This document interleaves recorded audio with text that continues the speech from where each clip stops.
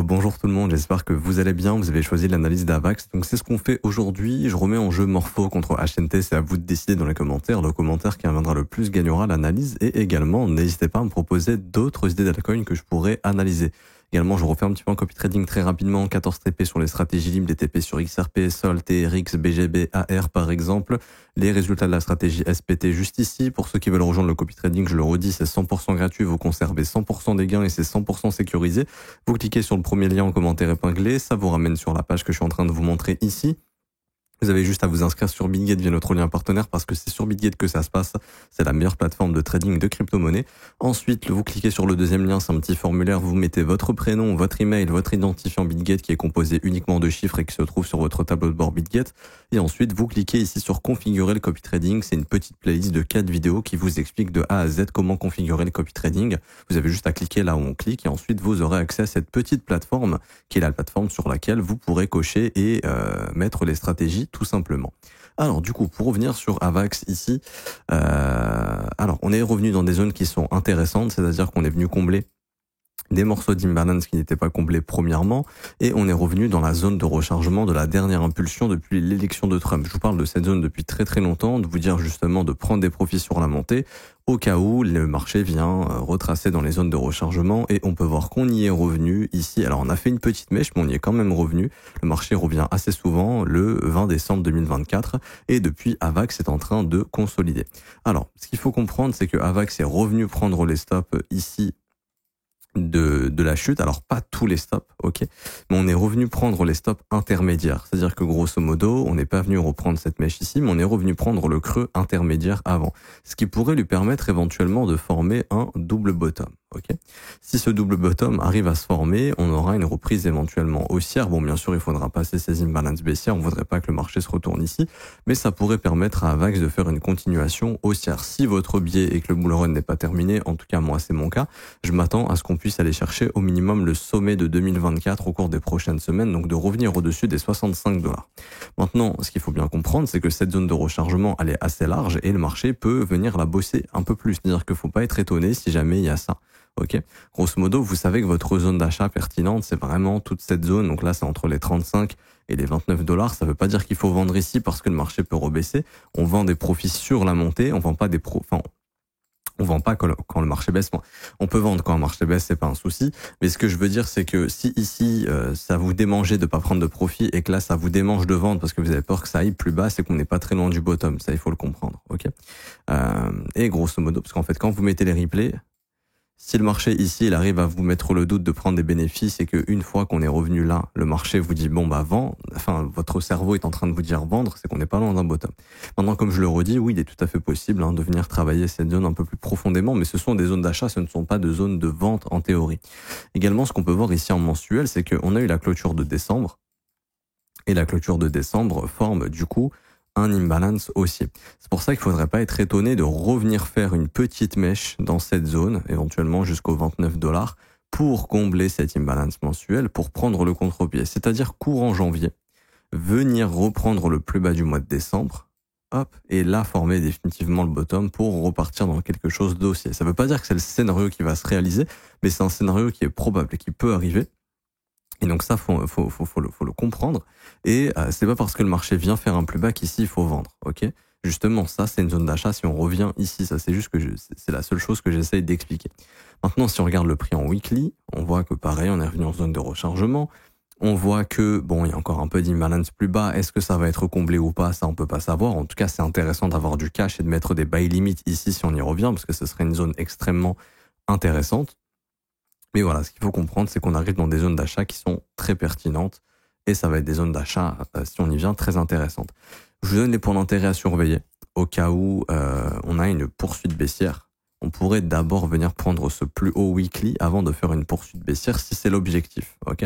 Donc soyez attentifs à ce qui se passe au niveau des 42 $ parce que si le marché nous fait quelque chose comme ça, là, ça sera malheureusement consolidation, manipulation, expansion. Et là, en fait, on viendra probablement travailler plus la zone de rechargement et du coup, on viendra également travailler cet imbalance mensuel. C'est pour ça que ce point d'intérêt ici, aux 42 $ va être important pour qu'on puisse justifier, enfin, qu'on puisse juger si il y a un vrai breakout ou pas. Alors maintenant, pour les objectifs au niveau du bull run. Comme je vous disais, ici on a le sommet de 2024. Donc là on est en 2025, ce qui veut dire que le sommet de l'année précédente devient un objectif très important. Donc là ici je vais écrire 2025 high.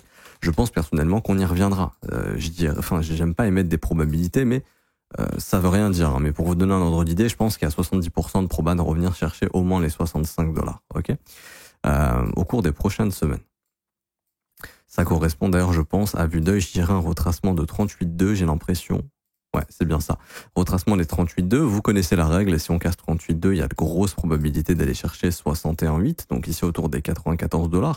Et ça, c'est ce qu'on appellera la zone de rechargement de short. Donc, objectif pareil entre 93 et $116.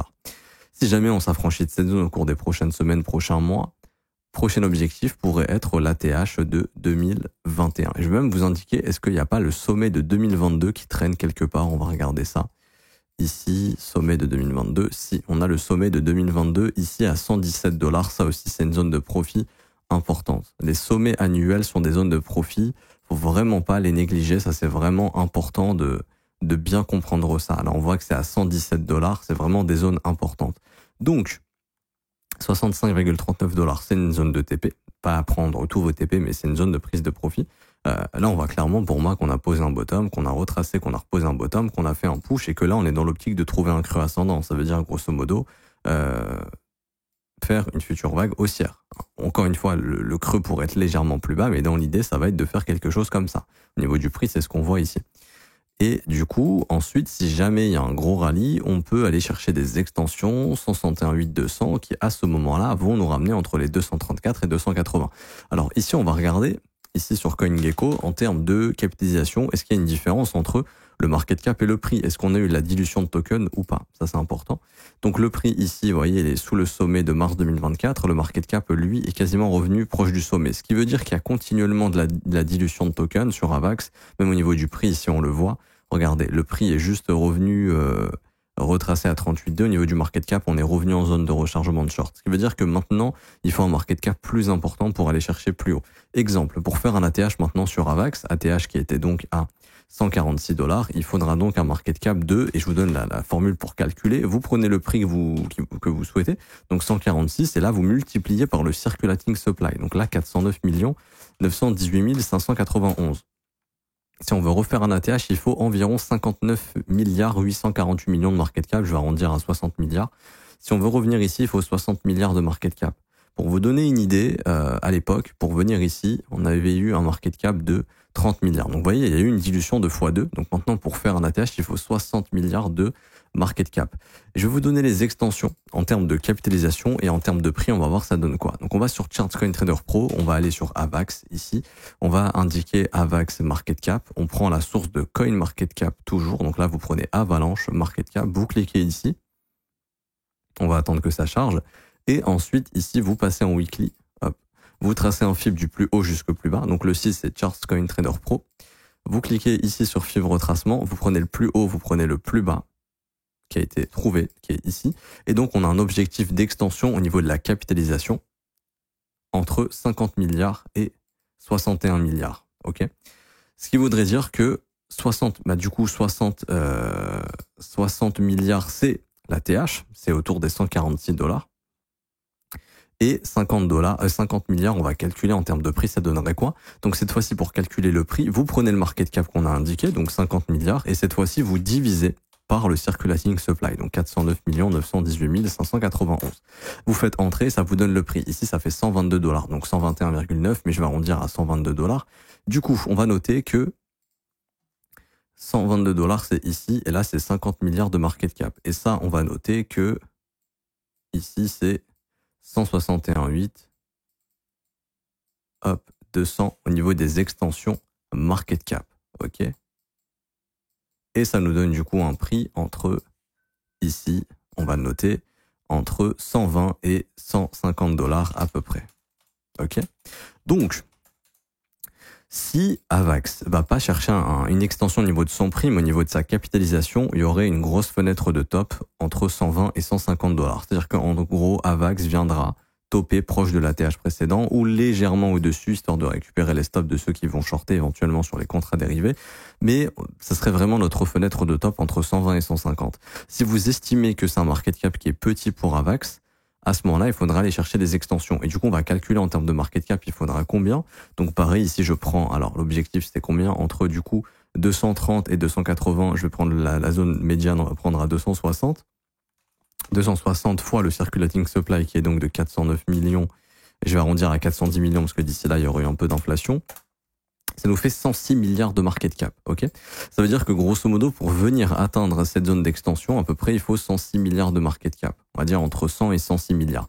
Si vous estimez que c'est un market cap qui est beaucoup trop élevé, actuellement sur Avax, on a 15 milliards, vous pouvez vous dire, ok, bon, je pense que c'est un peu trop élevé, on n'ira pas chercher ces objectifs, donc à ce moment-là, l'objectif théorique sera de venir chercher entre 120 et 150.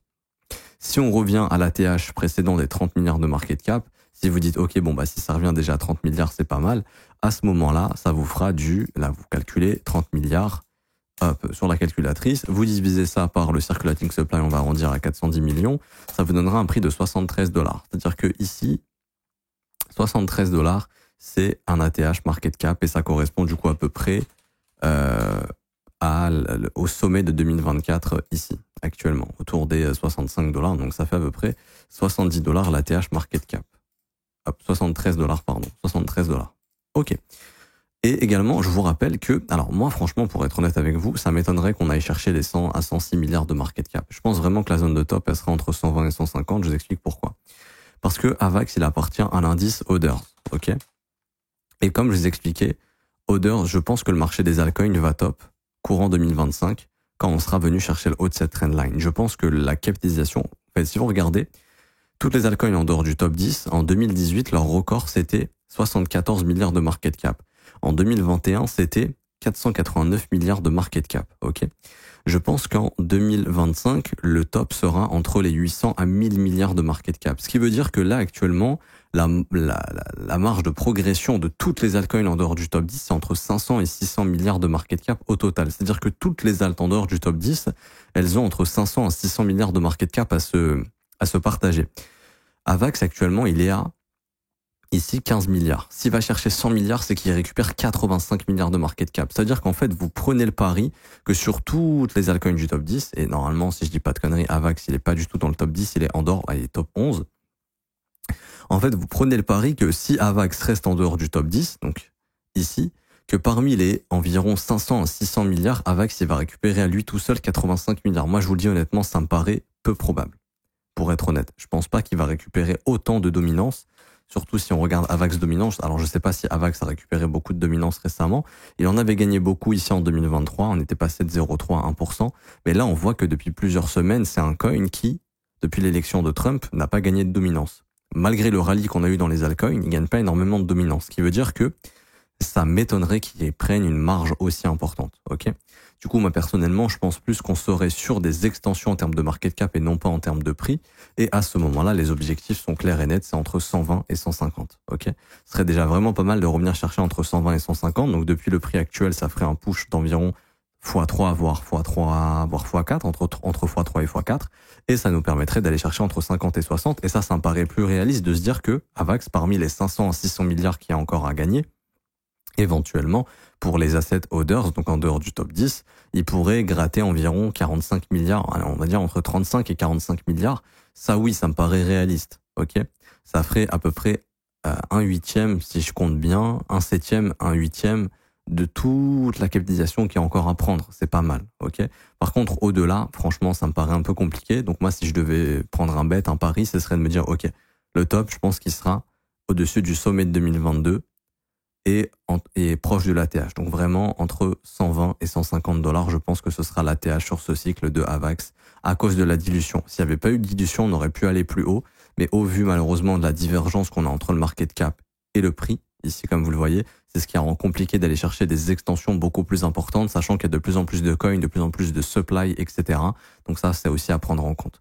Je m'arrête ici pour aujourd'hui, j'espère que ça vous aura plu. Si c'est le cas, n'hésitez pas à bombarder les pouces bleus, vous abonner si ce n'est pas déjà fait. Je vous rappelle en commentaire épinglé, formation gratuite, les pépites altcoin, le copy trading, la formation pépite Elle est juste ici, formation Bullrun plus les pépites, vous remplissez le formulaire, ça prend 1 minute, c'est gratuit et vous aurez accès à la formation juste ici. Donc 6 heures de cours pour assurer votre Bullrun, comment acheter, comment vendre, comment prendre vos profits ou racheter, etc. Plus 7 vidéos à la coin pépite, on arrive dans les zones qu'on avait identifiées dans cette vidéo, donc c'est encore le moment de la télécharger. Également, vous avez ici la possibilité de rejoindre mon école de trading si vous voulez vous former à mes côtés tous les jours du lundi au vendredi et avoir accès à la formation qui vous sera offerte et envoyée par mail. 19 heures de cours vidéo, 8 modules. Vous apprenez absolument tout dans cette formation. Analyse technique, stratégie, création de plans, création au développement de votre profil, savoir acheter, vendre au bon moment. Et vous aurez aussi accès au brief, comme je l'ai dit, tous les jours. Ça commence à partir de 49 € par mois. C'est sans engagement. Vous avez aussi les offres 3, 6 et 12 mois qui sont moins chères. Ici, on a jusqu'à 36% de réduction sur l'offre de 12 mois, par exemple. Et vous avez aussi les témoignages des membres si vous souhaitez les lire légèrement plus bas. Je m'arrête ici. Bonne journée à tous. On se retrouve tout à l'heure, je pense. À tout à l'heure. Ciao, ciao.